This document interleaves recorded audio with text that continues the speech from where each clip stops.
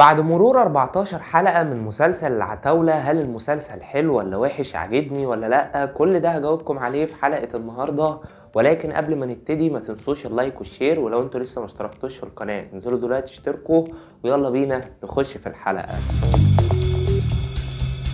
مسلسل العتاولة يعتبر هو الأكثر مشاهدة من بين مسلسلات رمضان السنة دي، وده لأنه بينتمي لنوعية الدراما الشعبية. وزي ما احنا عارفين إن في فئة كبيرة جدا من الناس بتفضل النوع ده من المسلسلات. فيا ترى بعد مرور 14 حلقة المسلسل حلو ولا وحش، عجبني ولا لأ؟ خليني أقول لكم إن مش ده المستوى اللي أنا كنت منتظره، وهنتكلم عن كل حاجة. بس نبتدي الأول بالمميزات. مبدئيا كده، أول حاجة الموسيقى. أكتر عنصر مميز وبارز حتى الآن في المسلسل الموسيقى التصويرية لساري هاني. من بداية التتر الموسيقى هتعجبك وهتشدك جدا. مرورا للأحداث الموسيقى متوظفة بشكل كويس، حتى بيبقى في مشاهد إيقاعها بطيء وممل، الموسيقى لما بتدخل على المشاهد دي بترفع الإيقاع وبتحسن الدنيا شوية. تاني ميزة الإخراج. الصورة البصرية للمسلسل ممتعة، طول الوقت احنا بنشوف كادرات جميلة وملفتة للعين، وده لان احداثنا بتدور في مدينة اسكندرية، والمخرج قادر ان هو يستغل النقطة دي بشكل كويس. الوان المسلسل جيدة، كمان مشاهد الاكشن اللي شفناها لحد دلوقتي متنفذة بشكل كويس، خصوصا مشهد الاكشن اللي كان فيه شماريخ في الحلقة التانية عجبني جدا تنفيذه. برضو كان فيه مشهد اكشن في الحلقة ال 13 لما طارق لطفي دخل عليه 3 حرامية، عجبني المشهد ده. ولكن تعقيبي على مشاهد الأكشن إن هي فيها أفورة زيادة عن اللزوم. يعني مشهد الأكشن بالشماريخ اللي في الحلقة التانية، بنشوف إن السقا وطارق لطفي في المشهد ضربوا بتاع 15 نفر لوحدهم من غير حتى ما ياخدوا بنية. في برضه مشهد أكشن تاني تقريبا كان في الحلقة الثامنة أو في الحلقة التاسعة، لما السقا راح لباسم سمرة في الفندق. شفنا السقا دخل الفندق ضرب ده وضرب ده من غير حتى ما حد يكلمه كلمة. فالمشاهد الأكشن في المسلسل ما فيهاش منطقية أو فيها أفورة شوية.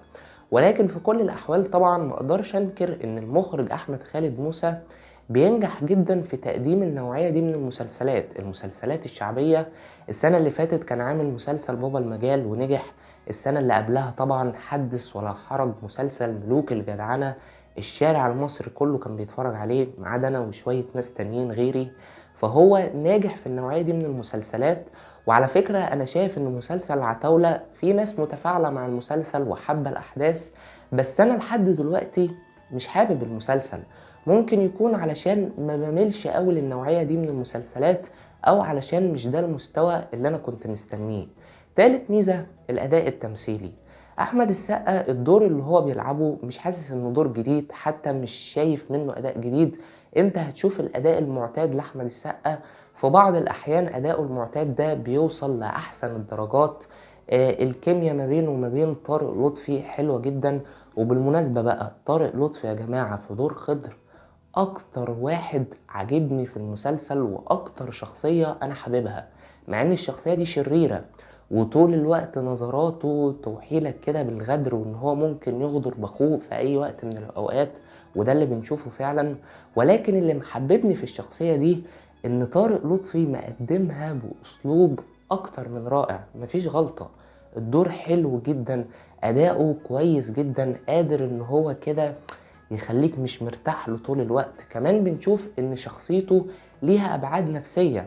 فاكرين انتوا المشهد لما كان قاعد مع مديحة اللي بتلعب دورها نهى عابدين تقريبا في الحلقة التاسعة، ولما حكى لها قصة ابوه لما كان هو ونصار، وشوفنا بقى الحكاية بتاعتهم لما طارق لطفي راح زائق ابوه في المية، بعد كده ابوه طلع حضن اخوه بداله. فبنشوف ان هو طول الوقت حاسس ان نصار ده احسن منه، ابوه كان بيحبه اكتر فمش حاسس بحنية. فاحنا بنشوف الشخصية ليها ابعاد نفسية كتير جدا.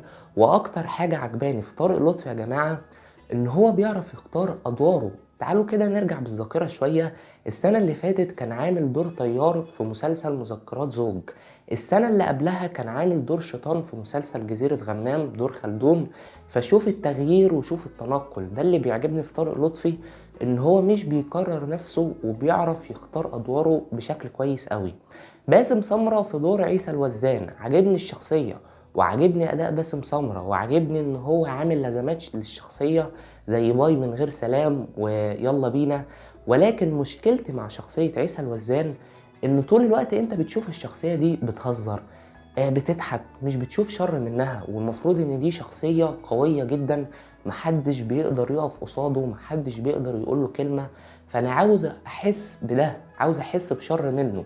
وأول مرة أحس بشر من شخصية عيسى الوزان كان في الحلقة ال14، غير كده مفيش أي حاجة خالص. كمان برضو حابب أشيد بالممثلين الشباب اللي موجودين في المسلسل، أبرزهم طبعا مصطفى أبو سريع عامل دور حلو قوي، والمفاجأة اللي بتحصل في دوره ما كانتش متوقعة بالنسبة لي. ومبسوط ان مصطفى ابو سريع بدأ ياخد جزء من حقه، لان هو ممثل شاطر جدا، بس في اغلب الاحيان اختياراته ما بتكونش افضل حاجة. الممثلة اللي عاملة دور قطة لذيذة وعندها قبول كده على الشاشة، الممثل اللي عامل دور دبة، والممثل اللي عامل دور ابو جازية، الاتنين اللي طول الوقت مع نصار وخضر عاملين ادوار حلوة جدا. بالذات المشهد اللي كان في الحلقة الاولى لما كانوا طالعين احمد السقا صعيدي وطارق لطفي ارهابي، المشهد ده ضحكني جدا. وبس كده المميزات بتاعت مسلسل العتاولة وقفت لحد هنا، نتكلم بقى عن العيوب. طيب يا جماعة، احنا خلاص قربنا من نهاية النص الأول، فاضل لنا حلقة ونخش في النص التاني، ولحد دلوقتي مفيش أحداث مهمة بتحصل، برغم إن يعتبر المسلسل من الحلقة السابعة لحد الحلقة ال14 الإيقاع تدريجيا بيبقى سريع نوعا ما، بقى فيه أحداث مهمة بتحصل، بس برضو مش ده المستوى اللي أنا كنت منتظره، أو بمعنى تاني مش دي الأحداث اللي تخليني أطلع أقول لكم يا جماعة مسلسل عتاولة ده جامد جدا، وكل حلقة بتخليني مستني الحلقة اللي جاية على نار. لغاية دلوقتي الإحساس ده ما وصلنيش، والمشكلة إن المسلسل مهتم بعناصر المفروض إن هو ما يهتمش بيها، ومهمل في عناصر المفروض إن هو يهتم بيها وتبقى بالنسبة له العناصر الأساسية في الكتابة. وبصراحة أنا عندي سؤال مجنني لمؤلف المسلسل هشام هلال، ليه حضرتك مصمم إنك تحط عنصر الكوميديا في مسلسل زي ده؟ طب ده مسلسل من بطولة السقا وطارق لطفي وباسم سمرة، فاحنا كمشاهدين عارفين احنا داخلين نتفرج على المسلسل ليه. داخلين نتفرج علشان نشوف قصة مشوقة، علشان نشوف احداث سريعة، علشان تقدر تجذبنا في اخر كل حلقة وتخلينا مستنيين الحلقة اللي بعدها، مش علشان نشوف مواقف كوميدية او نشوف كوميديا عموما. ما انا لو عاوز اتفرج على مسلسل كوميدي هروح اتفرج على مسلسل اشغال شقة، هروح اتفرج على مسلسل بابا جه، هروح اتفرج على اي مسلسل كوميدي بيتعرض. انما انا داخل اتفرج على مسلسل العتاولة علشان اتفرج على سسبنس. طب هل حضرتك مهتم بعنصر الاثارة والتشويق زي ما انت مهتم بعنصر الكوميديا؟ الاجابة لا. و90% من المحاولات الكوميدية اللي كانت موجودة في المسلسل مش بتضحك خالص، ممكن تكون ضحكت غيري، تمام، ما عنديش مشكلة، بس انا بتكلم في العموم، ده مش مسلسل كوميدي، انت مش مطالب بده. طب ليه كده؟ على فكرة انا مفيش غير 3 مشاهد ضحكوني بس لغاية دلوقتي. المشهد الاول اللي هو كان في الحلقة الاولى اللي اتكلمنا عنه، والمشهد التاني طبعا اللي طلع ترند وكسر الدنيا كلها، العفش بتاعه اهو، المال الحلال اهو، ده كان مشهد حلو. وفي مشهد في الحلقة ال13 لطارق لطفي لما كان قاعد في القهوة، برضو عجبني المشهد ده وعجبني حواره. غير كده باقي المحاولات الكوميدية كلها بقى رخامة وتقل دم وملهاش أي لازمة. شيل كل الكلام ده ونضف كل الكلام ده واهتم بعنصر الإثارة والتشويق. عندك كذا خط لو قدرت تمشي عليهم بشكل كويس هتطلع حاجة حلوة.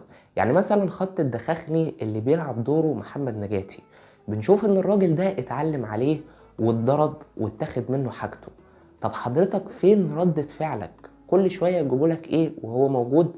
انا لازم اخد حقي من العيال دي، انا والله العظيم ما هسيبهم. طب حضرتك هتاخد حقك امتى؟ في العيد مثلا؟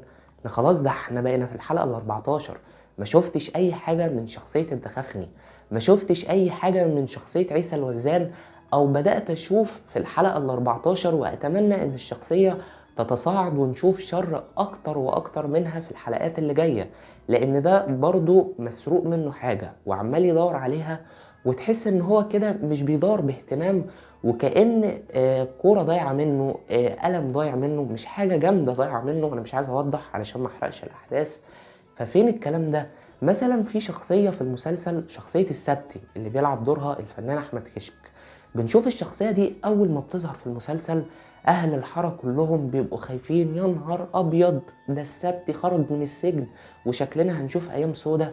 حلو، بدأت أبقى كده متحمس وقلت بس الشخصية دي هنشوف منها حوارات كتيرة. طلعت شخصية ساذجة جدا، ودي مشكلة المسلسل، إن هو مخلي كل شخصيات المسلسل تحس كده ان هي شخصيات ساذجة، باستثناء شخصية خضر اللي بيلعب دورها طارق لطفي. كمان برضو عاوز اتكلم في الجانب النسائي في المسلسل. الشخصيات النسائية كلهم ملهمش لازمة او تأثيرهم على الاحداث ضعيف، باستثناء شخصية سترة العترة اللي بتلعب دورها الفنانة فريدة سيف النصر. عجبني جدا الشخصية وعجبني ادائها، عاملة شخصية حلوة جدا، كل همها الفلوس حتى لو هتيجي على اولادها او حتى لو هتعمل عداوة ما بينهم. باقي الشخصيات النسائية عادي جدا. شخصية مي كساب مش عارف ابقى مهتم بالشخصية، حتى اداء مي كساب عادي جدا، ممكن يجي اي ممثلة غيرها تعمل الدور، مش شرط مي كساب. حوار ان ده مش ابنها وان ابنها اتبدل في الحضانة، حاسس ان هو حوار فاكس ومحطوط بس علشان نطول في مدة الاحداث. شخصية نهى عابدين ايه لازمتها؟ واحد يقول لي ما هو طارق لطفي كان بيستخدمها علشان تعرف حوار زينة والكلام، هقولك هي اثرت في الاحداث بحاجة ملهاش اي لازمه. كل مشاهدها مع طارق لطفي ما بتبقاش مشاهد حلوه. شخصيه هدى الاتربي او دينا رفارف، ايه الشخصيه دي؟ ايه لازمتها والنبي؟ انا مش فاهم. ويا نهار ابيض يا جماعه بقى على مشاهدها مع الفنان محمد التاجي، يا نهار ابيض لما تفضل تقول له فوزي وهو يقعد يهزر معاها عك في عك. اكتر مشاهد انا مش بطيئها في المسلسل، ولو المشاهد دي اتشالت وشخصية دينا رفارف دي اتشالت وشخصية فوزي اتشالت، الاحداث هتكمل عادي. شخصية زينة تحس ان هي محطوطة كده علشان يبقى لازم يبقى فيه علاقة حب ما بين السقا واي واحدة في المسلسل، والعلاقة اللي ما بينهم مش عارف اتفاعل معاها، مش عارف اتعاطف معاها.